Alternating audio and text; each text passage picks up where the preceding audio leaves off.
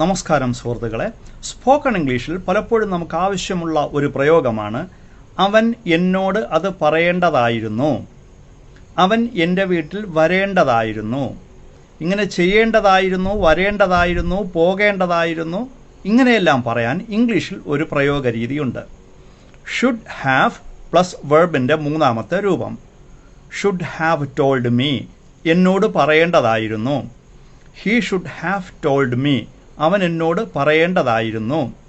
അവൾ എൻ്റെ വീട്ടിൽ വരേണ്ടതായിരുന്നു. She should have come to my house.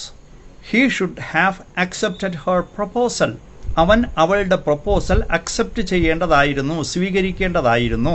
ഇനി ഇതിൻ്റെ നെഗറ്റീവ് ഷുഡിൻറ്റ് ഹാവ് പ്ലസ് വെർബിൻ്റെ മൂന്നാമത്തെ രൂപം. He should not have gone there, അവൻ അവിടെ പോകാൻ പാടില്ലായിരുന്നു. He shouldn't have told her about it, അവൻ അവളോട് അതിനെക്കുറിച്ച് പറയേണ്ടതില്ലായിരുന്നു, പറയാൻ പാടില്ലായിരുന്നു.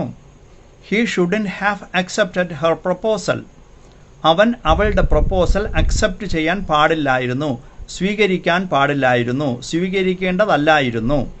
അപ്പോൾ ഷുഡ് ഹാവ് പ്ലസ് വെർബിൻ്റെ മൂന്നാമത്തെ രൂപം ഈ പ്രയോഗം മനസ്സിലായി എന്ന് വിശ്വസിക്കുന്നു. Thank you.